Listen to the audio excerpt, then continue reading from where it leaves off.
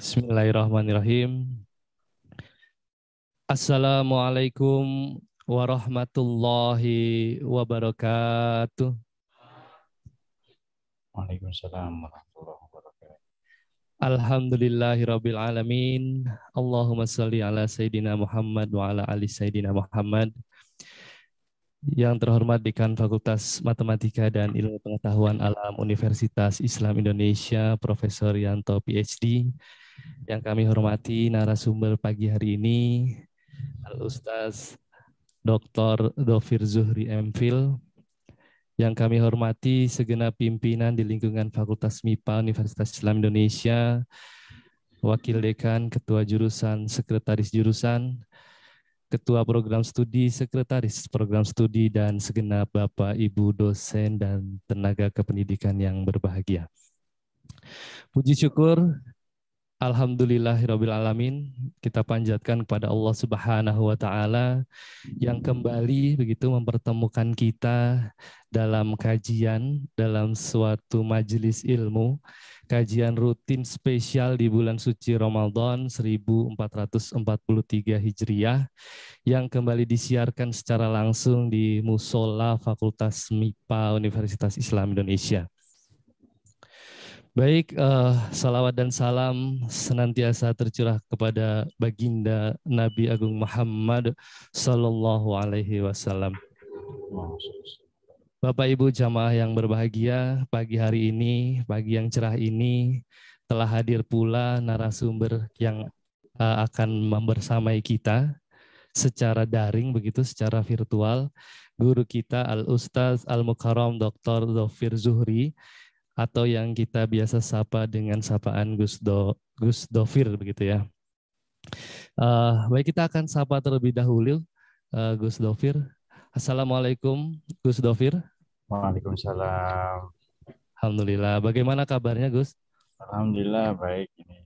Baik ya. Bapak Ibu jamaah rahimakumullah.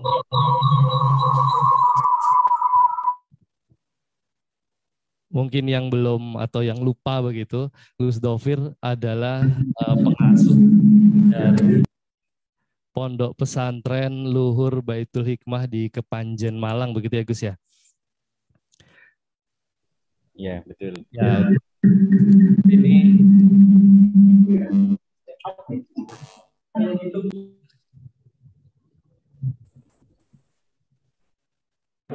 yang di sini jangan ada Zoom. baik, ya, kita ulangi. Gus Dhofir adalah pengasuh Pondok Pesantren Luhur Baitul Hikmah di Kepanjen Malang begitu ya Gus ya. Ini kira-kira kurang lebih sudah 1 tahun ini Gus, di mana tahun lalu saya masih ingat di tanggal 23 April 2021 Gus Dhofir juga pernah memberikan kajian Ramadan di tahun lalu 1442 Hijriah. Saat itu temanya adalah filosofi puasa begitu ya Gus ya. Dan hari ini, pagi ini kita akan dibersamai kembali oleh Gus Dhofir di 22 April ini. Tetapi temanya berbeda begitu Gus. Kita akan mencoba mengkaji tentang Al-Quran, tetapi dalam perspektif filsafat sains. Nah begitu, ini agak berat sebenarnya, tetapi nggak apa-apa, kita sebagaimana kita ketahui bahwa bulan Ramadan ini juga bulannya Al-Quran. Jadi kita akan mempelajari Al-Quran dari segi atau perspektif lain. Sebagaimana Kanjeng Nabi bersabda, khairukum man ta'allama al-Quran mu'amalahu. Sebaik-baiknya orang di antara kamu adalah yang mempelajari Al-Quran dan yang mengajarkannya. Oleh karena itu, tanpa berlama-lama lagi, sebelum waktu kami berikan kepada Gus Dhofir, marilah kita bersama-sama buka dengan membaca lafaz basmalah. Bismillahirrahmanirrahim. Selanjutnya kami persilahkan kepada Gus Dhofir untuk menyampaikan materinya, dan kita akan membantu untuk share screen begitu ya Gus Dhofir. Monggo silakan. Baik. Assalamualaikum warahmatullahi wabarakatuh.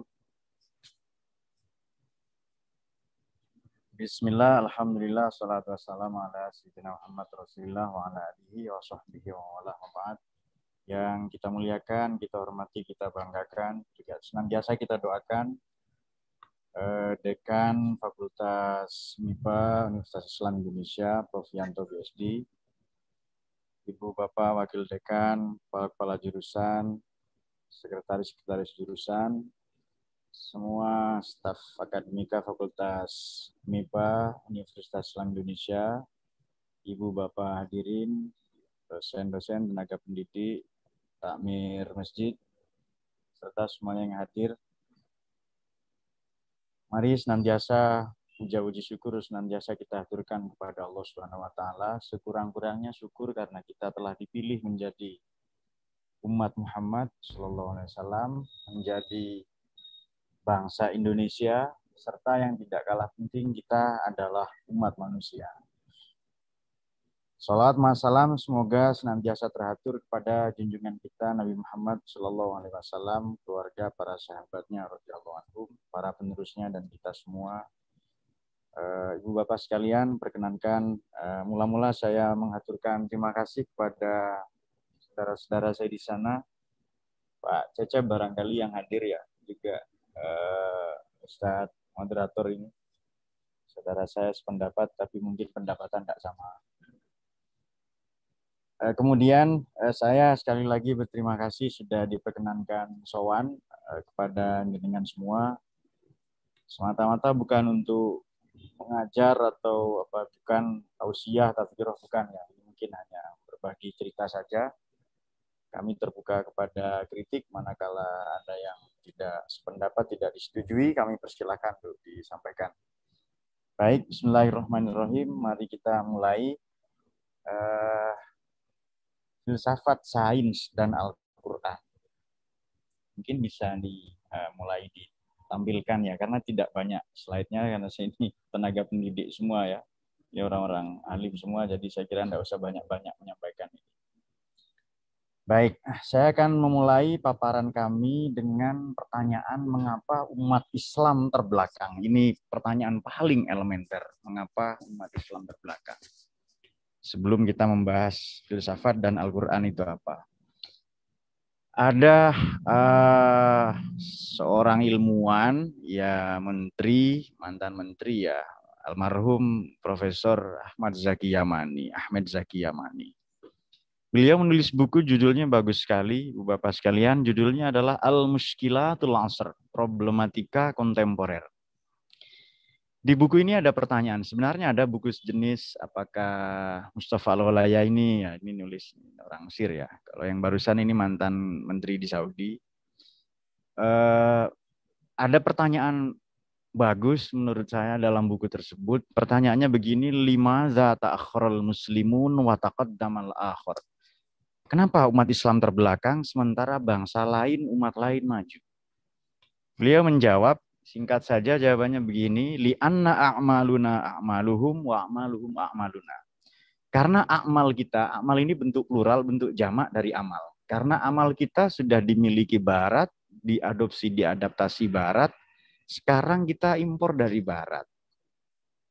Isinya amal itu nomor satu adalah saintek, adalah ilmu pengetahuan. Ini dulu kita punya itu karena ada kata Profesor Hur itu abad ke-6 sebelum Masehi sampai abad pertama Masehi ini era peradaban Iqra, lahir banyak ilmuwan. Abad 0 Masehi sampai abad ke-6 ini peradaban Bismi Rabbika, nyebut nama Tuhan saja, maka banyak para teolog penganjur kesalehan.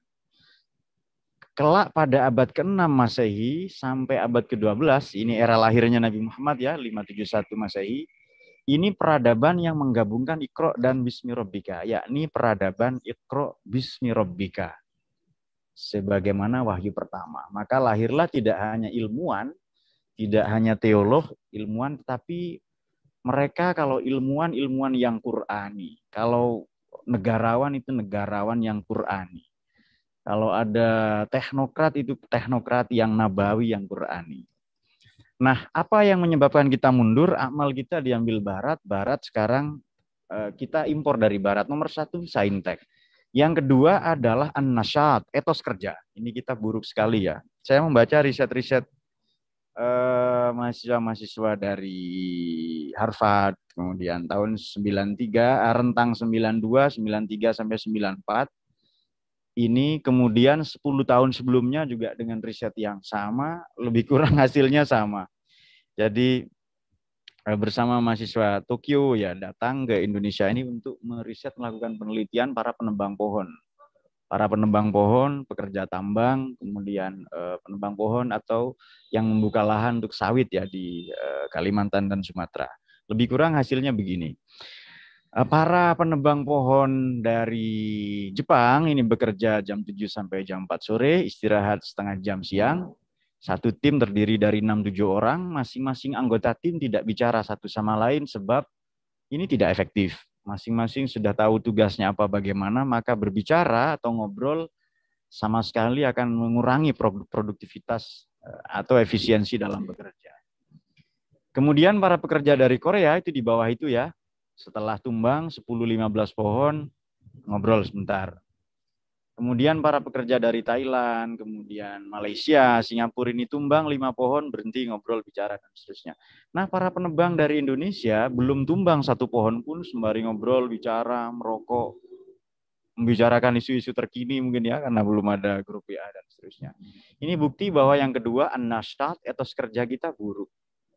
Kemudian kita juga dalam buku yang sama ya, dalam buku Muskilatul Asr tadi itu, kita tidak punya ittihad, kesatuan visi misi.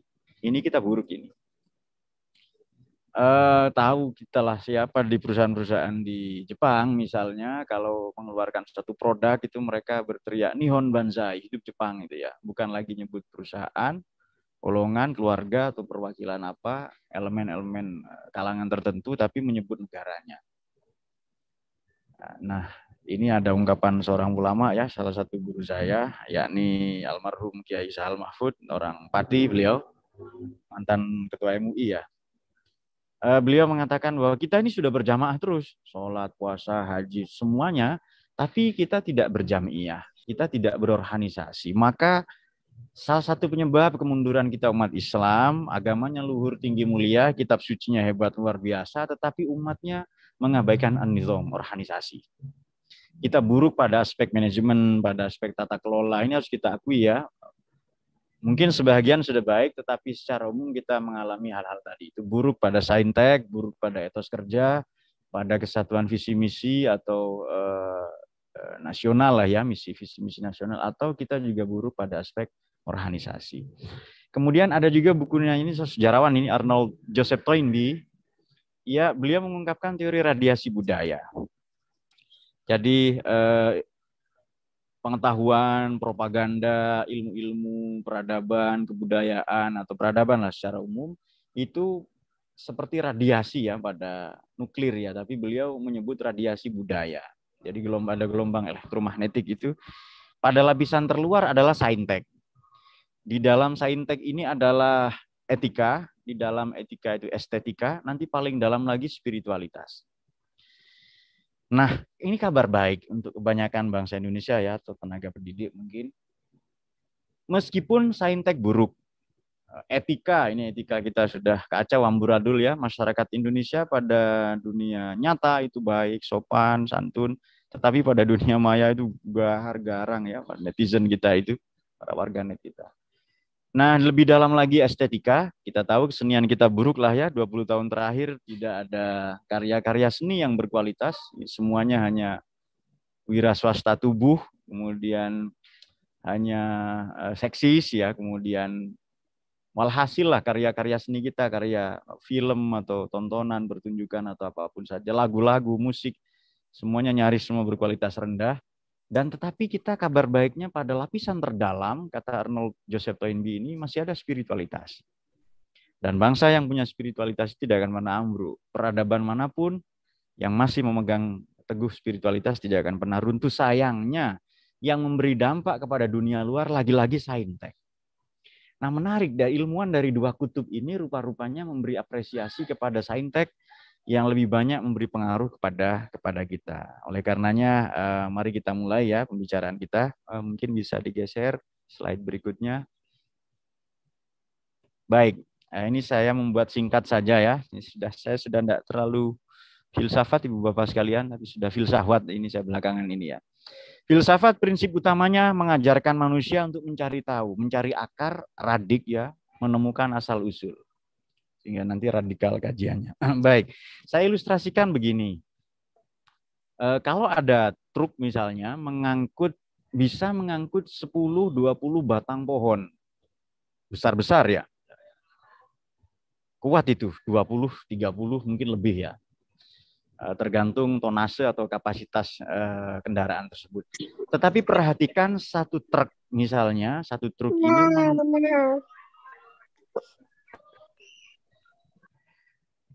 satu truk ini ada hiburan suara-suara bayi ya, mungkin beliau minta adik itu. Bilang saja dek ke ayah ibunya, ayah dan bunda di sana. Baik. Tetapi satu truk ini akan terguling malah apabila menarik satu pohon yang masih tertancap ke tanah kuat dengan akarnya.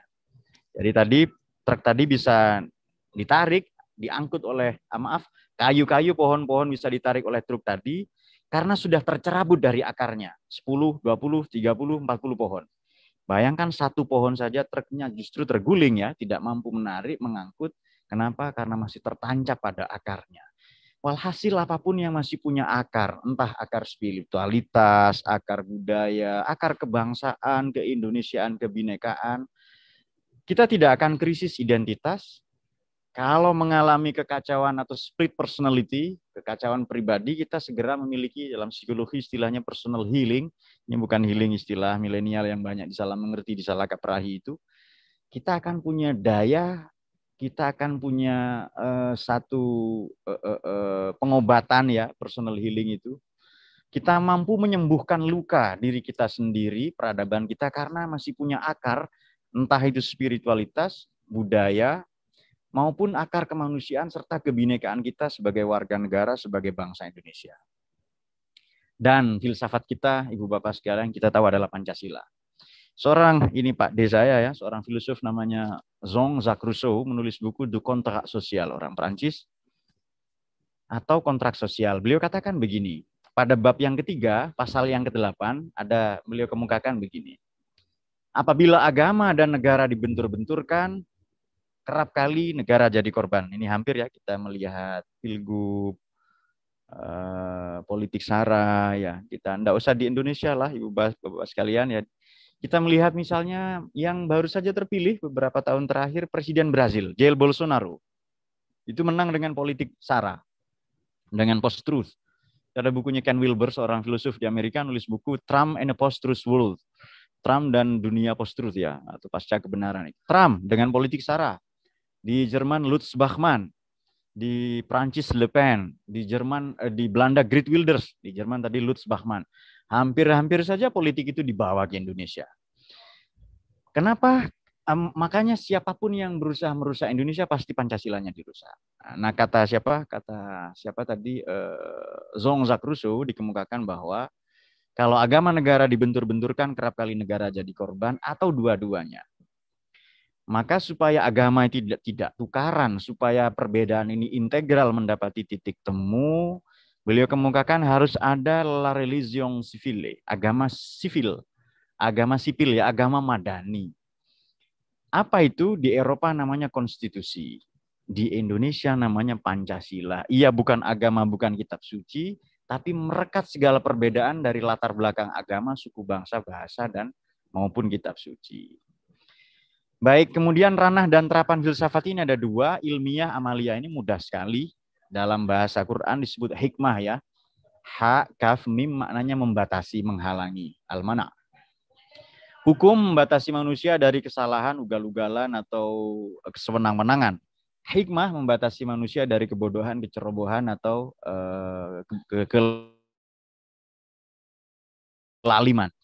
Jadi filsafat ini dua, amaliyah. Ini filsafat paling tua ya, Ibu Bapak sekalian, filsafat praktis. Ini filsafat ini kan sesuatu yang omnipresent, hadir dalam keseharian kita, dalam politik, dalam kitab suci, dalam agama. Bahkan kita loh sudah filosof sekurang-kurangnya untuk diri kita sendiri. Oleh karena masing-masing kita punya kegelisahan eksistensial. Ini sudah pandangannya Martin Heidegger, filosof Jerman. karena kita punya kegelisahan eksistensial. Jadi kita ini kan sering bertanya, saya ini siapa, saya ini kenapa, saya untuk apa di dunia ini. Walhasil setiap orang itu homo significans. Ia ingin memberi makna signifikansi pada hidupnya. Namun demikian, kita antri mendahulukan orang lain, kemudian menghormati perbedaan, bijak bestari, itu semua filsafat. Hanya filsafat praktis, terapan. Ada juga filsafat yang agak angel ini, filsafat akademis ya, disebut nazori, atau ilmiah, nazoriyah, atau kalau yang amaliyah itu praktis. Ini teoritis, akademis, ada buku, ada kampus, ada fakultas, ada macam-macam, ada riset-riset dan seterusnya. Namun demikian, kerap tak jarang belum atau tidak menyentuh akar persoalan yang sesungguhnya. Nah, apabila setiap orang ini sekurang-kurangnya filosof bagi dirinya sendiri, maka ada kecamuk tanya yang tak kunjung usai dalam diri itu.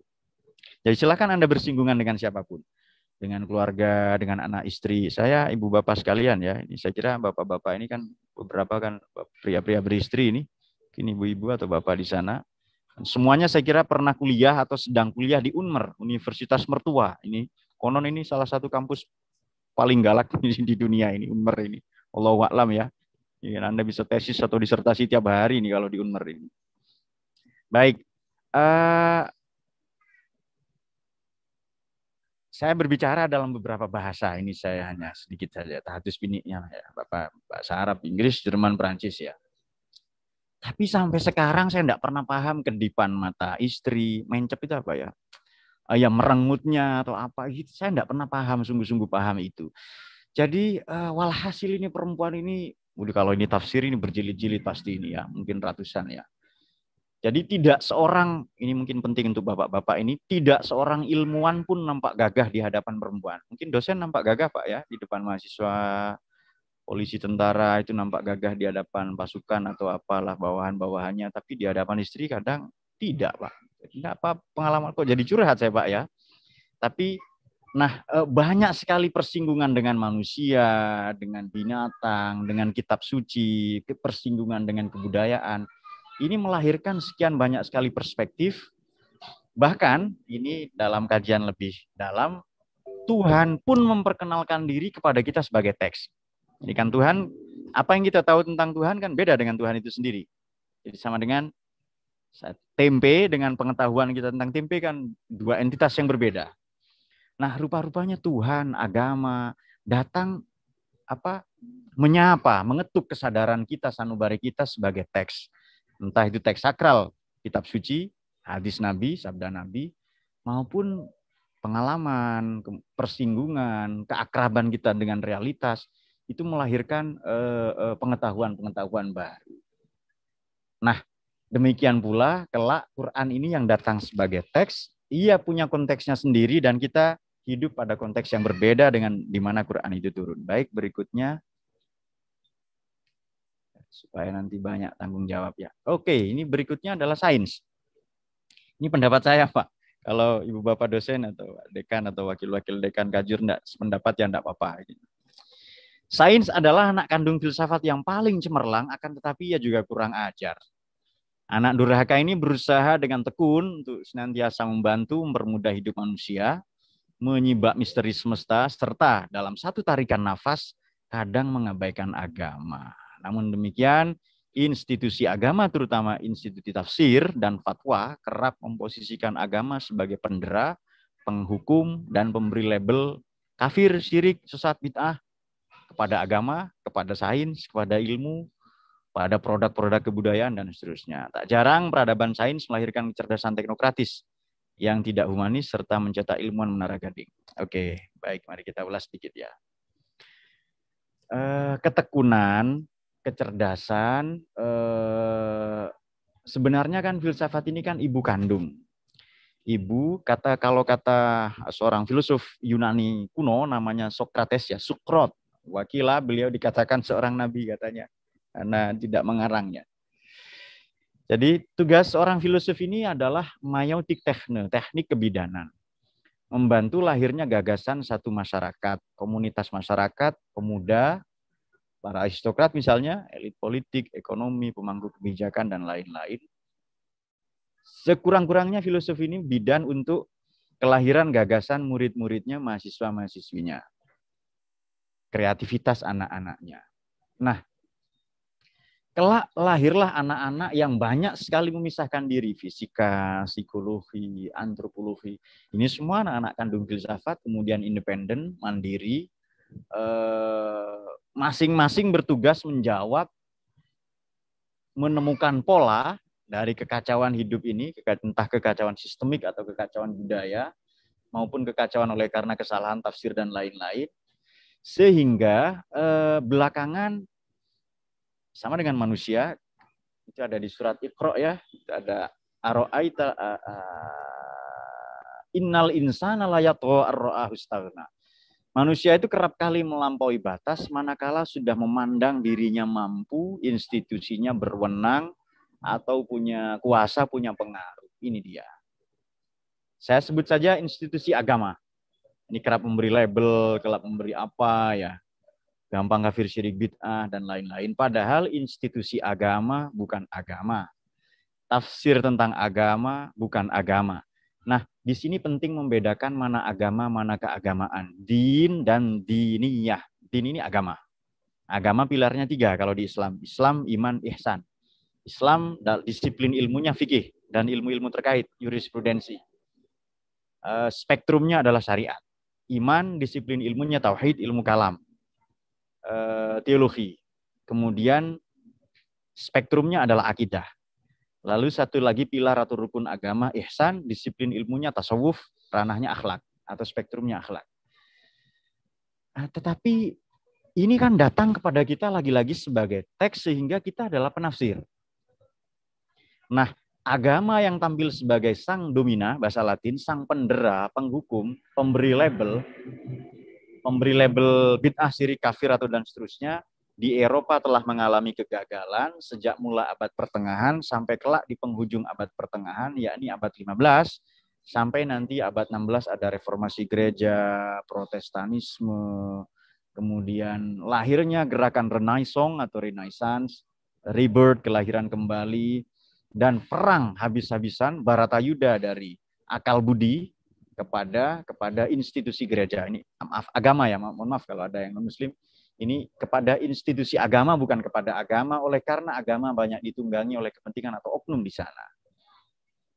Jadi ketika Galileo menyatakan bumi itu bulat, sementara institusi agama dalam hal ini gereja mengatakan bumi itu rata, datar, maka Galileo dihukum mati. Sokrates dihukum mati. Seneca dihukum mati di era Romawi, Sokrates di era Yunani kuno. Dan ini mengindikasikan bahwa betapa agama ini memainkan peran penting dalam tafsirnya. Sama dengan begini, kan perempuan sering jadi makhluk nomor 2, di poligami, macam-macam. Jadi second class, citizenship, warga negara kelas 2, dan seterusnya. Karena tafsir kita cenderung berpihak kepada lelaki. Nah ini dia. Jadi diklaim bahwa poligami sunnah Nabi. Padahal poligami Nabi ini orang Arab tadinya istrinya 100, 200, gundiknya 100, lalu oleh Nabi dibatasi 4. Jadi kan semangatnya mereduksi, bukan menambah. Beliau hidup monogami dengan satu istri di tengah-tengah masyarakat poligam yang merendahkan kaum perempuan, memperhinakan wanita, dan seterusnya.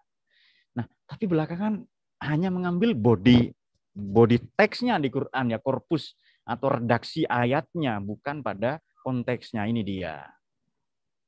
Nah, oleh karena itu, sains dan agama ini, karena manusia kadang memainkan pemain dalam bermain di 2 kaki, Ibu Bapak sekalian, satu di agama, satu di negara. Manakala agama menguntungkan, orang di situ, manakala negara menguntungkan, dia di sana. Dan masing-masing sama-sama punya institusi, sama-sama punya klaim, dan seterusnya. Nah, namun demikian tidak jarang ada ulama menara gading. Ilmuwan yang saya maksud ini bukan hanya ilmuwan saintis atau apa. Agamawan juga sama, Pak. Jadi orang-orang ilmuwan juga ya, hanya dari kalangan ilmu tertentu. Oke. Yang tidak bersinggungan langsung mencetak kecerdasan teknokratis, tidak humanis. Ini kalau saya bangun jembatan, pokoknya selesai. Kalau saya bupati wali kota, bagaimana gedung ini atau mall ini selesai, dampak ekonominya, kemanusiaannya, dampak sosiologis atau dampak sosiokulturalnya itu urusan mereka. Yang penting saya pinter, anak saya jadi ilmuwan, dokter, dan seterusnya. Anak tetangga buta aksara, kemudian putus sekolah, itu urusan mereka. Yang penting anak saya gizinya baik. Nah, kita belakangan mencetak begini karena peradaban yang sebahagian radiasi budaya dari barat yang kita ambil ada ya, budaya to be dan to have. Kepingin jadi kan, kepingin punya. Kepingin jadi lalu kita disebut human being, kepingin punya kita disebut human having. Sehingga kelak menghalalkan segala cara. Nah, lahirlah ilmuwan menara gading apa dan seterusnya. Jadi lagi-lagi yang salah adalah tafsirnya. Sedari dini kita tidak diajarkan untuk mengenal manusia. Beragama hanya mengenal Tuhan, kerap kali tidak mengenal manusia. Baik, slide berikutnya. Baik, ini sekarang poin Al-Quran. Al-Quran adalah bacaan sakral. Oke, dari kata qoro'a maknanya kan membaca. Tambahan an, sakral, agung, kudus, suci. Arafatahu, irfan, pengetahuan suci. Karena ma'rifatullah, pengetahuan tentang Allah itu.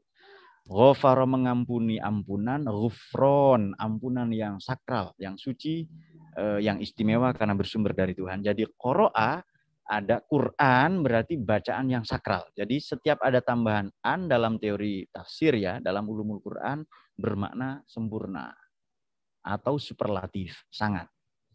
Syatoh, jauh, syaiton, sangat jauh. Nah itu dia. Ia sumber ilmu dan kebenaran, kandungannya 2, kadang disebut 3. Nomor 1 maqasid, tujuan mengapa ia turun. Tadi sudah saya singgung, Islam, iman, ihsan.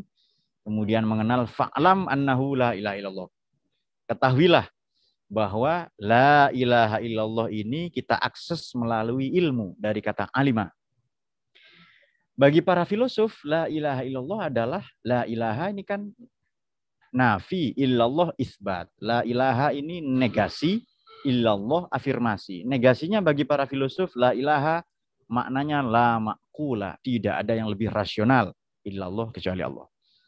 Bagi para di matra yang lain, di matra ilmu yang lain, para kalangan teolog memaknai la ilaha sebagai la maujuda. Tidak ada yang eksis, yang wujud, kecuali Allah.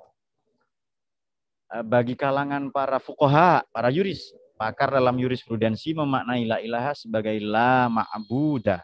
Tidak ada yang pantas disembah, diibadahi kecuali Allah. Bagi para sufi, bagi para mistikus memaknai la ilaha sebagai la mahbubah. Tidak ada yang pantas dicintai kecuali Allah. Saya kira ini ada tafsir yang kelima, Pak. La ilaha bagi kalangan para jomblo. Tidak ada yang mampu menyelamatkan saya dari jomblo akut atau stadium akhir illallah kecuali Allah. Nah, ini para jomblo saya kira sama-sama nunggu Lailatul Qadar ini Pak ya. Jomblo Lailatul Qadar ini yang lebih sengsara daripada 1000 bulan. Baik, guyon saja Pak. Kayaknya dari tadi ini ngomongnya terlalu ilmiah ini. Saya enggak biasa Pak, saya biasa ngobrol di ibu-ibu, ya saya ngeringan-ringan biasanya. Baik.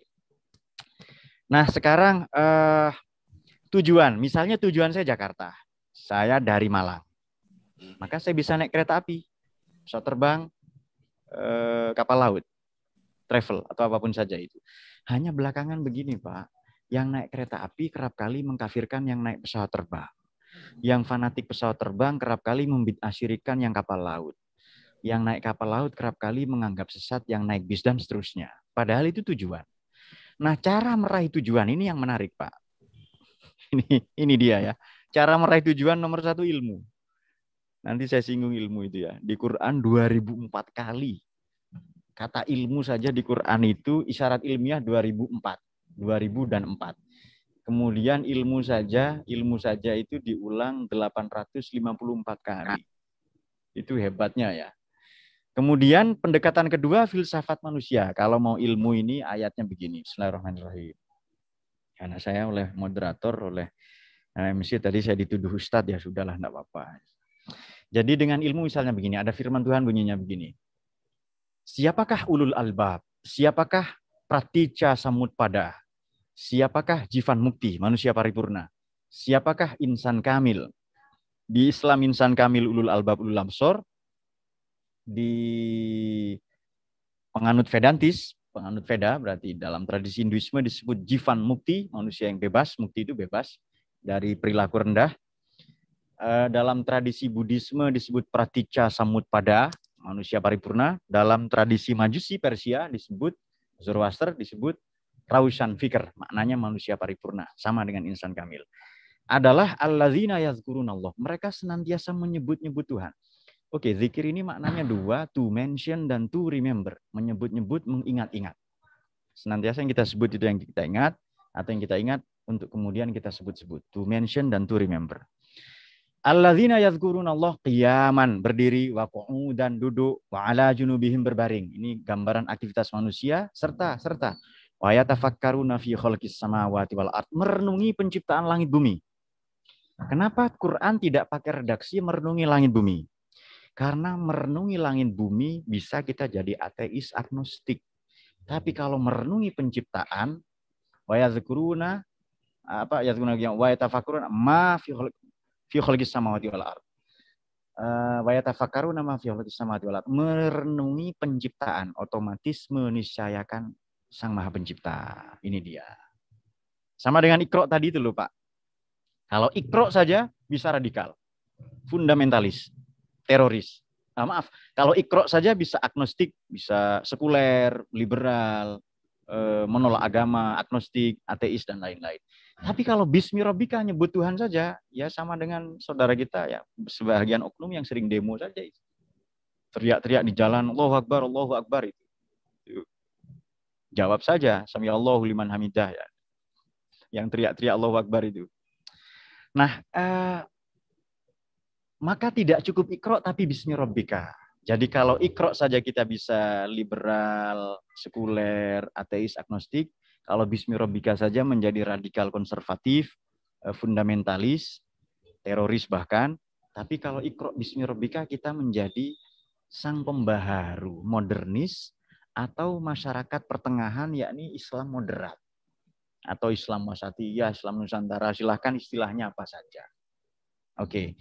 Cara yang kedua adalah dengan filsafat manusia. Wa fi anfusikum afala tubsirun. Jadi tadi itu adalah nomor satu, pendekatan sains adalah yazkurunallah qiyaman wa qu'udan wa ala junub wa yatafakkaruna fi khalqis samawati wal ard, merenungi penciptaan langit bumi.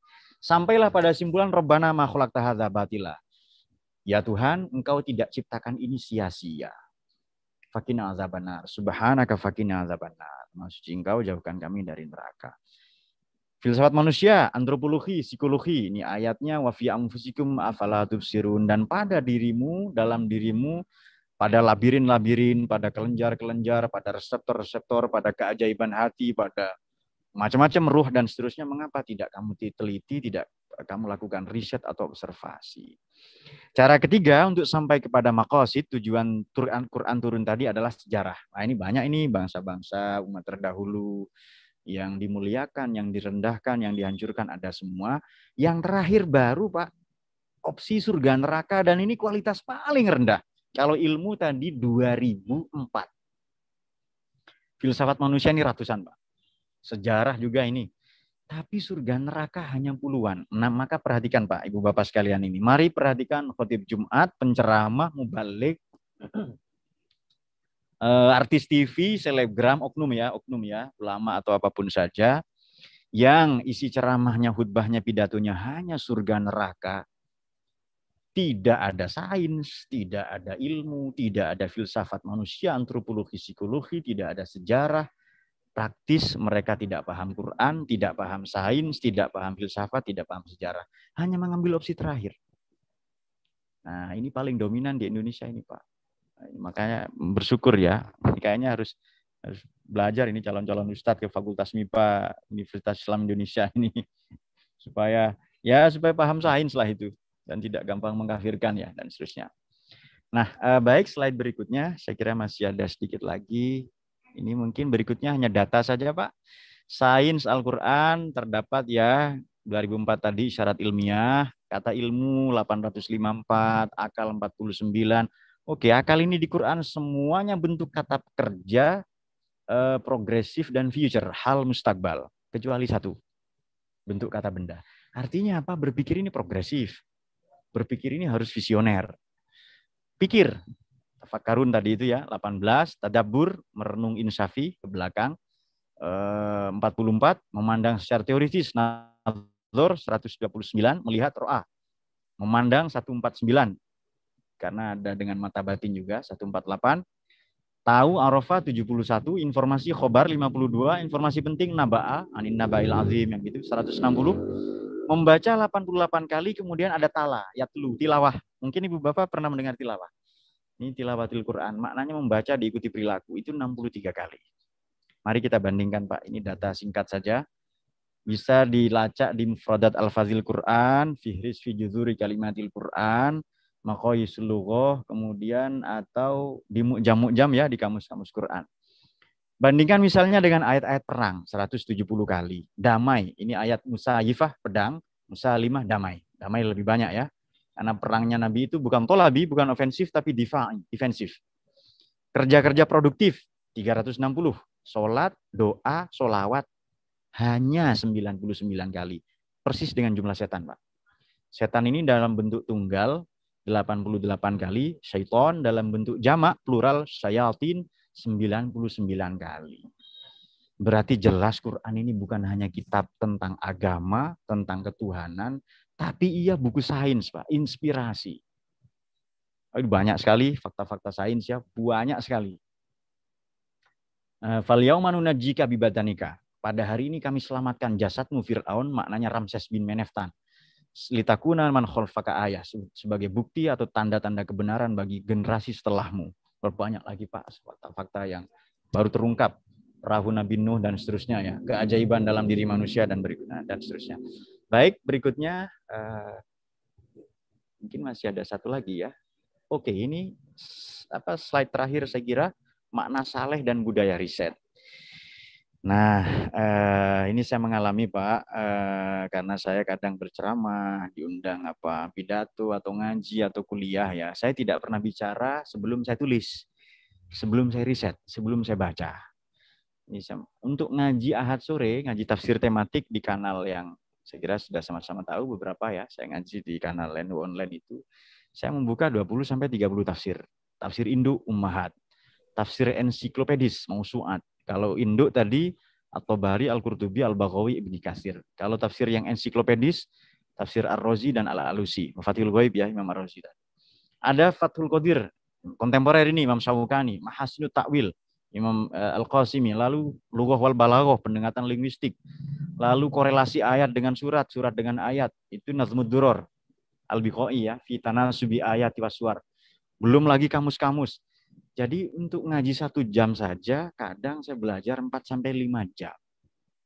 Nah kita perhatikan Pak, penceramah-penceramah tadi, oknum, maaf sekali lagi. Yang tidak punya budaya riset, pasti kualitas ceramahnya, pidatonya itu saja, nanti mentok ancaman, surga neraka, mendiskreditkan perempuan. Seolah-olah suami atau lelaki punya otoritas kebenaran. Kemudian kalau ustadz, sudah ustadz itu segala-galanya. Dia kemana-mana dikawal malaikat Jibril misalnya, padahal malaikat Israel. Nah ini karena tidak paham sains tadi. Mari saya bacakan Pak, 2 ayat saja ini dengan pembacaan agak saintifik ya. Sebenarnya banyak. Bismillahirrahmanirrahim. Walaqad katabna fiz zaburi min ba'di dzikri annal arda yarithuha ibadiyas sholihun. Ini Anbiya 105. Jadi dalam kitab Zabur, Mazmur, Torah, kemudian kitab-kitab suci terdahulu ada 124 ya, bahwa diceritakan juga bahkan dalam Quran, bumi ini akan diwariskan kepada hamba-hambaku yang soleh. Nah ini kita, saleh ini kan kerja produktif. Hampir selalu kata iman diikuti kesalehan. Innalladzina amanu wa amilus solihat ya ayyuhalladzina amanu wa amilus solihat ya, banyak itu ya. Tadi 360 kali itu ya. Jadi kesalehan sosial, personal diikuti kesalehan sosial. Iman itu tanpa kesalehan sosial nihil. Tapi itu mungkin tafsir sementara Pak ya. Saya punya pendekatan berbeda. Soleh ini mari kita buka Maqayisul Lughah Ibnu Faris. Ini kamus kosakata Pak. Di Quran ada 2.700 kosakata. Bahasa Arab secara umum 24,6 juta. Seandainya 2.700 kosakata ini dengan berbagai pengulangan perubahan bentuk secara morfologis ini dibagi 9 itu sama dengan 300, dibagi 30 sama dengan 10, artinya Kalau sehari kita menghafal mempelajari 10 kosakata Quran, maka 9 bulan kita sudah hatam Quran, Pak. Jadi teori menghafal Quran pun sebenarnya 9 bulan lebih kurang itu. Karena 2.700 kata dibagi 9 bulan sama dengan 300, dibagi 30 sama dengan 10. Soleh ini maknanya pantas, Pak. Apa pantas orang tidak ngerti sains bicara sains misalnya? Apa pantas orang tidak ngerti budaya tapi bicara budaya? Apa pantas orang tidak ngerti teknologi dia menghakimi menghukumi teknologi? Jadi masing-masing umat dalam segala matra aspek ranah punya kesalehannya sendiri-sendiri. Siapakah pewaris bumi? Ya orang-orang soleh. Yang soleh di ekonomi dialah pewaris bumi. Yang soleh di teknologi dialah pewaris teknologi. Yang soleh di sains dialah pewaris sains, pewaris bumi. Yang soleh di agama dialah pewaris di ranah agama. Nah sekarang kan ustadz-ustadz ini, ya ustadz yang viral lah, monggonya dengan cari sendiri. Ini ustadz kunci Inggris, ibu bapak sekalian. Semua pertanyaan dijawab. Enggak pernah angel atau sulit untuk bilang enggak tahu. Bisa saya contohkan Pak, dalam buku-buku sejarah ini ya, silakan dibuka banyak sekali. Imam Malik bin Anas, gurunya Imam Syafi'i. Pendiri mazhab, Imam Mujtahid. Satu ketika datang rombongan dari Basrah dan Kufah, Irak ini, dua kota di Irak, dua kota penting ya. Datang ke Madinah, karena Imam Malik di Madinah ya, membawa kurang lebih 52 pertanyaan. Apa jawaban beliau? Saya jawab 20. Loh, Imam bagaimana ini? Syekh atau Imam, masih ada 32 pertanyaan. Ini saya jawab 3 bulan lagi ya, kalian pulang dulu, saya mau belajar lagi. Level mujtahid mutlak, Pak. Yang paham semua disiplin ilmu dalam agama, karena mujtahid ini, Pak, tidak menjawab semua pertanyaan. Jadi 32 masih beliau pelajari lagi. Bandingkan dengan Ustadz TV, Ustadz sosmed yang viral ya. Waduh, itu semua pertanyaan dijawab. Bahkan tidak ada orang nanya itu loh dijawab kadang gitu. Ini kan aneh ada ustadz seperti ini menurut saya loh ya. Karena imam-imam mazhab saja mereka tidak jumawa. Kalimat tertinggi mereka adalah saya tidak tahu. Kalimat tertinggi mereka wallahu a'lam bishawab itu. Tapi sekarang nah ya mungkin karena faktor. Jadi tidak mau salah Pak. Kalau disalah anti kritik. Dadanya tidak lapang. Belum pernah baca ayat alam nasroh laka sodrok atau robisroh li sodri. Ya, dadanya tidak lapang Pak. Anti kritik. Saya kan ustadz. Saya pemilik kebenaran dan seterusnya itu. Yang mengkritik lalu kafir itu. Diserang oleh netizennya atau jamaahnya. Nah, itu untung saya bukan ustadz yang jenis begitu ini Mas moderator ini ya. Saya jenis ustadz yang lain. Jadi soleh ini orang yang makna soluha pantas. Damai. Siapapun orang yang menemukan win-win solution dalam expertise, kepakaran yang ia miliki dengan persinggungannya pada setiap elemen atau aspek kehidupan, maka dia disebut soleh dia, dan muslih, penganjur kesalehan. Nah, ini ada menarik Ibu Bapak sekalian ya kan katanya dunia ini perhiasan. Hadis Nabi ini, dunia mata wa khairu mata'iha al-mar'atis sholihah. Sebaik-baik perhiasan adalah istri yang solehah. Kalau itu istri yang bagaimana itu Pak? Yang solehah begitu itu. Kan istri perhiasan. Berarti semakin sering diajak ke toko perhiasan, semakin solehah lah istri-istri kita. Jadi solehah ini ada tergantung Pak, ada 24 karat jenis solehahnya, ada 20, ada 18 ya. Ada pakai perhiasan imitasi, silakan Ibu nanti menuntut ya, Ibu-ibu mungkin ada yang solehah ini. Ini peringatan keras ini untuk bapak-bapak ini. Baik, satu lagi saya baca, satu ayat lagi ini terakhir, nanti semoga ada tanya jawab ya. Bismillahirrahmanirrahim, surat Ibrahim sekarang. Ini budaya riset Pak. Alam tara ilal ladzina baddalu ni'matallahi kufran wa ahallu qaumahum daral bawar jahannama yaslaunaha wa bi'sal qarar. Taro dari kata ro'a. Maknanya melihat. Sama dengan begini. Alam taro kaifa fa'ala rabbuka bi ashabil fil. Tidakkah kamu lihat apa yang diperbuat Tuhanmu pada tentara bergajah Abraha itu? Padahal melihat. Itu sudah peristiwanya selesai. Berarti memandang secara ilmiah. Melihat, mengobservasi, melakukan studi kasus. Ro'a itu. Jadi alam taro tidakkah ayat sebelumnya ya ayuhan nas sebenarnya. Tidakkah kamu lakukan studi kasus, riset, observasi, penelitian, membuat tabulasi-tabulasi, statistik, prosentase. observasi, penelitian dan seterusnya, ilal ladzina pada oknum-oknum. Saya memaknai oknum ini 3, Pak. Oknum agama, oknum ilmu, oknum politik, oknum ekonomi. 4 berarti. Dalam oknum agama, ya tokoh agama lah ya. Dan institusinya, macam-macam itu. Dalam ilmu, misalnya, ya kampus, perguruan tinggi, LIPI, sains, apapun saja itu. Oknum ekonomi, para bos-bos lah ya, aristokrat ini, sudah ini, para pemodal apa dan tengkulak, kemudian demagog, oligark, oknum politik, dan seterusnya. Mereka semua oknum-oknum ini kadang juga disebut, saya menulis buku Kondom Gergaji. Ini terbitan Kompas Gramedia 2018. Makanya jangan menilai buku dari judulnya saja, Pak. Ini buku-buku saya kan dagangan itu. Judulnya Nabi Muhammad bukan orang Arab. Tersesat di jalan yang benar. Feni Vidi Santri karena jualan. Ini marketing, Pak. Karena apa katanya, saya pernah belajar marketing iseng-iseng. Katanya penasaran sama dengan pemasaran. Ini supaya dengan pemasaran nanti kan. Nggak usah penasaran lagi, langsung pemasaran. Silakan dapatkan buku-buku saya tadi di toko-toko bangunan terdekat, Pak. Banyak nanti itu, Pak. Baik. Mengapa tidak kamu lakukan riset, studi kasus, observasi, penelitian? Ilal ladzina pada oknum-oknum, ini generasi triple helix, oknum politik, berarti birokrat, oknum pengusaha pemodal, berarti penentu kebijakan juga ya, pengusaha, kemudian pemodal, dan oknum agamawan. Jadi ada generasi triple helix, aristokrat, ilmuwan,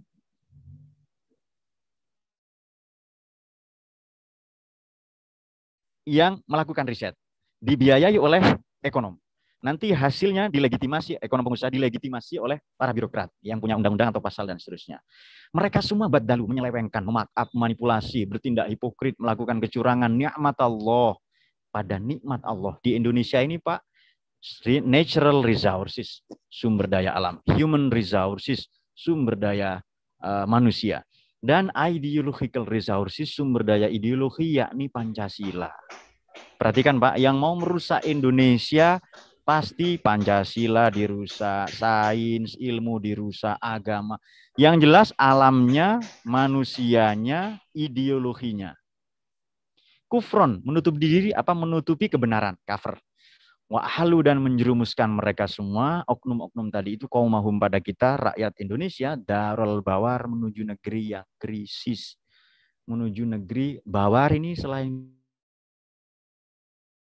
krisis maknanya adalah berpikir pendek, Pak, tidak visioner. Nah, kita mengalami itu sekarang. Jadi Quran itu sudah sejak ini. Saya ambil lagi contoh dalam kitab Ihya Ulumuddin, The Revival of Religious Sciences, Imam Ghazali ini, Pak. Pada juz 1, bab 1, halaman ketiga atau keempat dikatakan ilmu itu 2. Ini bayangkan kitab tasawuf loh, Pak, buku babon, kitab induk, Ibu Bapak sekalian. Tapi nomor 1 bicara ilmu. Imam Ghazali lahir 1055, wafat 1111 Masehi atau 505 Hijriah. Beliau katakan begini, al-ilmu ilman dalam Ihya ya, Revival of Religious Sciences. Ilmu 2. Mahmudun wa mazmum, terpuji tercela. Fal mahmudun nau'an, yang terpuji 2. Fardu ainin, fardu kifayah. Ada kewajiban personal, ada kewajiban kolektif. Fardu kifayah nau'an, yang kewajiban orang banyak, kolektif adalah bid-doruri, bid-tarohi. Ada yang bid-doruri, emergensi, sekarang harus kita ketahui, kuasai. Ada yang bid-tarohi, ada yang boleh kapan-kapan. Yang bid-doruri apa? Ilmu tib wa ilmu hisab. Ilmu kedokteran dan ilmu hisab. Ini ilmu digital, Pak. Ilmu komputer. Ilmu internet. Ilmu big data. Yang boleh kapan-kapan, arsitektur, najaroh, khiyatoh, teknik sipil, dan lain-lain. Bayangkan, Pak, kitab tasawuf, kitab akhlak, bab 1 cerita ilmu. Nyaris 1000 tahun yang lalu. Quran, Islam, agama ilmu. Ini kalau mau tahu Islam, agama ilmu, contoh gampang banget. Monggo jenengan sholat duhur, tapi pakai niat puasa. Ya bukan sholat, itu aerobik, namanya senam itu. Jadi, tapi kenapa Islam kerap kali digambarkan agama perang, tidak menjunjung tinggi ilmu, Quran hanya pajangan saja, ini kitab yang untouchable, yang tak tersentuh, haram menafsirkan, dan lain-lain. Padahal soleh tadi, siapapun yang pantas, monggo mengakses Quran, monggo mengakses kehidupan, bahkan makna syukur, Pak. Syukur ini kan maknanya membuka. Kita tidak bersyukur kalau tidak mengambil tambang mineral yang ada di perut bumi. Kalau kufur maknanya menutupi. Kufron tadi, menutup diri dari kebenaran. Cover, sama dengan itu ya. Jadi kita harus menyingkap, membuka kebenaran, apa perbendaharaan di dalam tanah, tapi ya jangan semuanya ya, harus ada ya, apa non-renewable resources ya, natural resources. Saya kira demikian yang bisa kami sampaikan. Jadi walhasil kita sudah punya filsafat sains sekarang dalam Al-Quran, yakni ternyata untuk sampai kepada tujuan Quran itu turun adalah nomor satu sains, nomor satu ilmu, 2004 ayat dari 6.200 ayat, Pak. Lebih banyak daripada perintah sholat, lebih banyak daripada zakat, puasa, haji. Bahkan yang paling minim di Quran adalah janji dan ancaman. Al-wa'ad wal wa'id. Janji itu surga, ancaman itu neraka. Nah, kita sudah punya itu. Mungkin beberapa bagi sementara orang disebut cocokologi ya, tapi Quran ini sumber kebenaran, sumber pengetahuan, berpulang kepada kesalehan kita masing-masing untuk mengaksesnya. Saya kira demikian. Assalamualaikum warahmatullahi wabarakatuh. Saya kembalikan ke moderator atau MC. Matur nuwun.